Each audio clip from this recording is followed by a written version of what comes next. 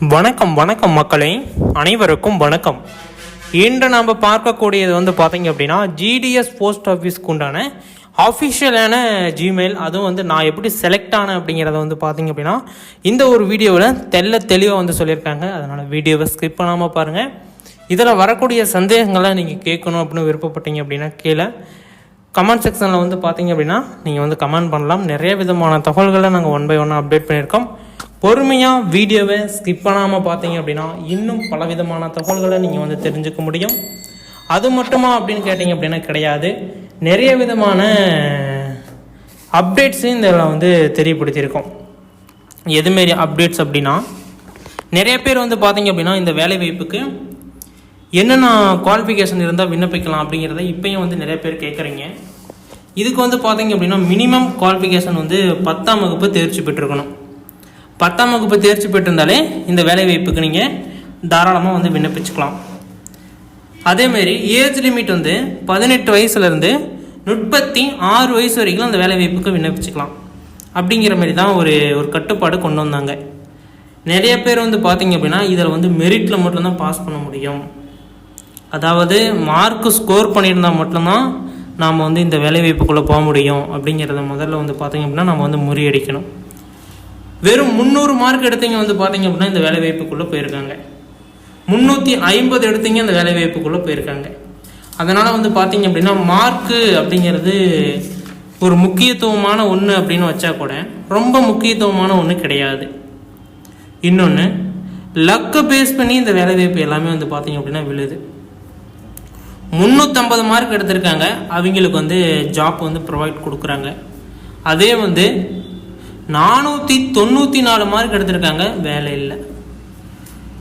இதில் முக்கியமாக விண்ணப்பிக்க வேண்டிய இடங்கள் அப்படின்னு இருக்குது. ரொம்ப சிட்டியில் இருக்குது அப்படின்னா அங்கே போடக்கூடாது. ரொம்ப சிட்டியை தாண்டி அவுட்டரில் வில்லேஜாக இருக்குது அப்படின்னா அங்கே போடலாம். 10 இடம் இருக்கா, 10 இடமுமே பார்த்தீங்க அப்படின்னா அங்கே போடலாம். நிறைய விதமான வாய்ப்பு இருக்குது. இப்போ இன்னொரு பாயிண்ட் ஆஃப் வியூவில் பார்த்தீங்க அப்படின்னா இவர் எப்படி பார்த்தீங்க அப்படின்னா செலக்ட் ஆனாரே அப்படின்னா, ஃபஸ்ட்டு இது பார்த்தீங்க அப்படின்னா அவருக்கு 3வது அட்டம்ப்டில் உள்ளே போயிருக்காரு. அவருடைய மார்க்கு கேட்டிங்க அப்படின்னா ரொம்ப பயந்து போயிடுவீங்க. 396 மார்க்கு, வெறும் 396 மார்க்கு. 494 எடுத்தவனுக்கே வேலை இல்லை, ஆனால் 396 எடுத்தவங்களுக்கு வேலை கொடுத்துருக்காங்க. எப்படி அப்படின்னா மொத்தம் அவர் விண்ணப்பிச்சது 3 டைமா, 3 டைமில் 2 டைம் என்ன பண்ணியிருக்காரு அப்படின்னா, ஃபஸ்ட்டு டைமு சிட்டியில் போடுறாரு. வில்லேஜில் அவருக்கு அது தெரியல சிட்டியாக வில்லேஜானு. ஒன்ஸ் வேலை போட்டால் போதும் அப்படின்னு போய் சும்மா ஒரு அப்ளிகேஷன் ஃபார்ம் போடுறாரு. அதில் ஸ்டார்டிங்கே ரிஜெக்டு. அடுத்தது இன்னொரு டைம் இதுமாரி ஜிடிஎஸ் போஸ்ட் ஆஃபீஸு மறுபடியும் விடுறாங்களா, மறுபடியும் என்ன பண்ணுறாரு, மறுபடியும் இன்னொரு வேலை வாய்ப்புக்கு ட்ரை பண்ணி போடுறாரு. போட்டவுடனே அவர் செலக்ட் பண்ணி போடுறாரு.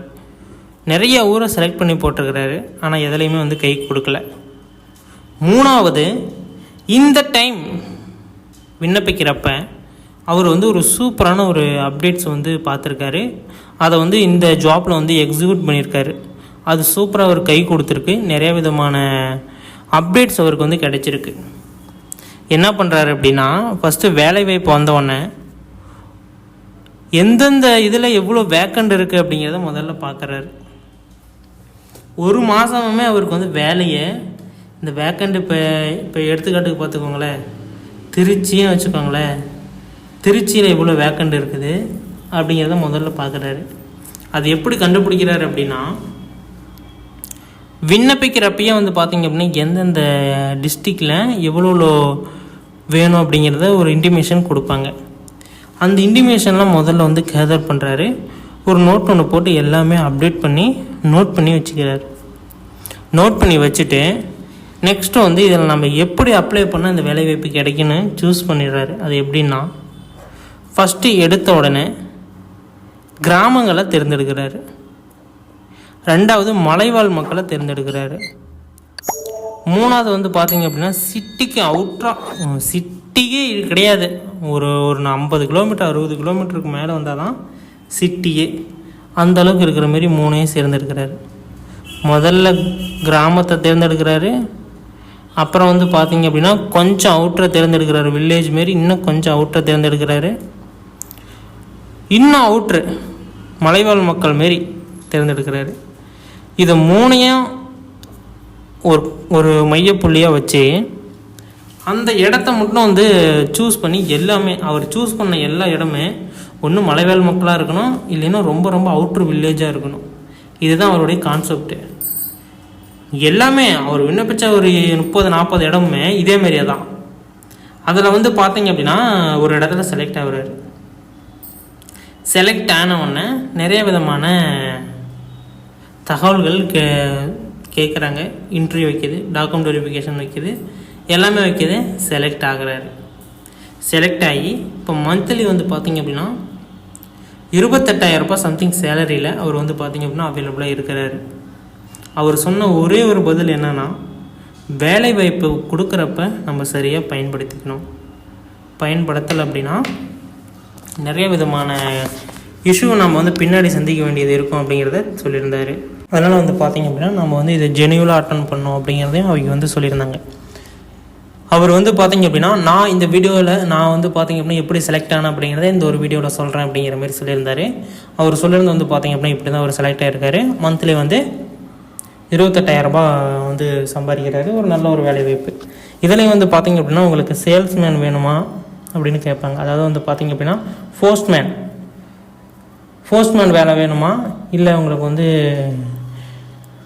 ஆஃபீஸ்லேயே ஒர்க் வேணுமா அப்படின்னு கேட்பாங்க. இதுக்கு சேலரி எல்லாமே சேம் தான். சேலரி எல்லாமே வந்து பார்த்திங்க அப்படின்னா சேமாக தான் இருக்கும். அதனால் நீங்கள் ஃபஸ்ட்டு என்ன மார்க் அப்படிங்கிறத நீங்கள் ஒரு இதாக வச்சுக்கோங்க. அதுக்கப்புறம் நீங்கள் வந்து எவ்வளோ இடங்கள் போட முடியுமோ எல்லா இடங்களையுமே நீங்கள் வந்து தேர்ந்தெடுத்துக்கோங்க. ஒரு இடத்த கூட மிஸ் பண்ண வேண்டாம். எத்தனை இடங்கள் வந்து பார்த்திங்க அப்படின்னா கொடுக்குறாங்களோ எல்லா இடமே தேர்ந்தெடுத்துக்கணும். ஓகே, இப்போ வந்து ரிசல்ட் அப்படின்னு வந்தாச்சு. 2025க்கு உண்டான மெரிட் லிஸ்ட் 1 அதுக்குண்டான பிடிஎஃப் வந்து பார்த்திங்க அப்படின்னா தெளிவாக வந்து சொல்லியிருப்பாங்க. ஒன்ஸ் கீழே வந்தீங்க அப்படின்னா இங்கே வந்து 3-4 2025 கிளிக் பண்ணுங்களா, இதில் வந்து தமிழ்நாடு கிளிக் பண்ணி நீங்கள் ஒன்ஸ் இதை கிளிக் பண்ணிங்க அப்படின்னாலே உங்களுக்கு வந்து டவுன்லோட் ஆகிரும். இப்படி வந்து உடனே வந்து உள்ளே வந்துடும். இதில் வந்து நீங்கள் வந்து செக் பண்ணி பார்த்துக்கோங்க மெரிட் லிஸ்ட்டு என்ன ஏது அப்படின்னு. இதில் வந்து பார்த்திங்க அப்படின்னா எல்லாமே 97, 98, 90 மினிமம் 90யா, அதுக்கு கீழே நம்ம செக் பண்ணி பார்க்கலாம். இங்கே பாருங்கள் 100 86வது வந்து பாருங்கள் சென்னை சிட்டியில். இதில் வந்து பாருங்கள் ஜென்ரலில் போட்டிருக்காங்க 100%, 10th 100% எடுத்திருக்காங்க. அப்படின்னா மார்க் எவ்வளோ 500. செண்டம் அடிச்சிருக்காங்க எல்லா சப்ஜெக்ட்லேயுமே. அவங்க செலக்ட் ஆகிருக்காங்க. அவங்களும் 86வது இடத்துல தான் இருக்காங்க.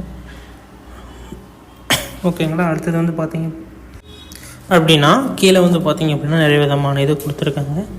100 எடுத்திருக்காங்க, 91, 97 இந்த ஸ்டேஜில் தான் வந்து எடுத்திருக்காங்க. அவர் வந்து எப்படி செலக்ட் ஆகிருக்கேன் அப்படிங்கிறத அவர் வந்து தெளிவாக வந்து சொல்லியிருக்காரு. அதேமாரி நீங்களும் வந்து சூஸ் பண்ணி இந்த வேலை வாய்ப்பை நீங்கள் தேர்ந்தெடுத்துக்கலாம். இதில் வந்து மெரிட் லிஸ்ட் 1 வந்து பார்த்திங்க அப்படின்னா அப்டேட் பண்ணுவாங்க. இதில் வந்து 1 by 1 டிஸ்ட்ரிக் வைஸாக அப்டேட் பண்ணுவாங்க அப்படின்னா கிடையாது. டோட்டலாக தமிழ்நாட்டுக்கு அப்படிங்கிற பிடிஎஃபை ஒன்று கொடுத்துருவாங்க. நீங்கள் வந்து பார்த்திங்க அப்படின்னா இதை வந்து 1 by 1 நீங்கள் வந்து பார்த்துக்கணும். எப்படி என்ன அப்படிங்கிறத நீங்களே தான் செக் பண்ணி பார்த்துக்கணும். அப்படி இல்லை அப்படின்னா இதில் வந்து தெளிவாக வந்து கொடுத்துருப்பாங்க. டிஸ்ட்ரிக்கே நீங்கள் வந்து என்ன இதில் வரீங்க அப்படின்னு கொடுத்துருப்பாங்க. நெக்ஸ்ட்டு வந்து பார்த்திங்க அப்படின்னா உங்களுடைய ரெஜிஸ்டர் நம்பர் இருக்கும், பர்சன்டேஜ் இருக்கும், என்ன டிவிஷன் வரீங்க, என்ன தமிழ்நாடு, எல்லாமே தெளிவாக வந்து எக்ஸ்பிளைன் பண்ணி கொடுத்துருப்பாங்க. இதில் ஏதாச்சும் டவுட்ஸ் இருக்குது அப்படின்னா தாராளமாக எங்களை வந்து கேட்கலாம்.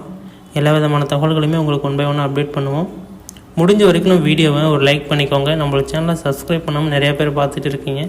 அதனால் சப்ஸ்கிரைப் பண்ணி ஃபாலோ பண்ணி வச்சுக்கோங்க. நிறைய விதமான அப்டேட்ஸை 1 by 1 உங்களுக்கு வந்து தெரியப்படுத்துவோம். நிறைய விதமான தகவல்களை நீங்கள் தெரிஞ்சுக்கலாம். அரசு அறிவிக்கக்கூடிய முக்கியமான தகவல்களையும் நீங்கள் 1 by 1 தெரிஞ்சுக்க முடியும். ஓகே, இதுமாரி பயனுள்ள வீடியோக்களை நீங்கள் தெரிஞ்சுக்கொள்ள உடனுக்குடனே நம்ம சேனல் சப்ஸ்கிரைப் பண்ணி ஃபாலோ பண்ணி வச்சுக்கோங்க. அப்டேட்ஸ் நாங்கள் வந்து 1 by 1 அப்டேட் பண்ணுவோம். கன்னியாகுமரி 98.8%, ஜென்ரலில் வந்திருக்காங்க. அதே தான் ஜென்ரல்லே தான் நிறைய பேர் OBC candidate 98%. OBC general SC வந்து பார்த்திங்க அப்படின்னா 96%. ஜென்ரலு இடபிள்யூஎஸ் வந்து பார்த்திங்கன்னா 97.6. கன்னியாகுமரி டிவிஷனு ஓரளவுக்கு பரவாயில்ல, பெட்டராக கொடுத்துருக்காங்க. பார்க்கலாம், 1 by 1 அப்டேட் பண்ணுவாங்க. இதுமாரி தகவல்களை தெரிஞ்சுக்கணும்னு நம்ம சேனல் சப்ஸ்கிரைப் பண்ணுவாங்க.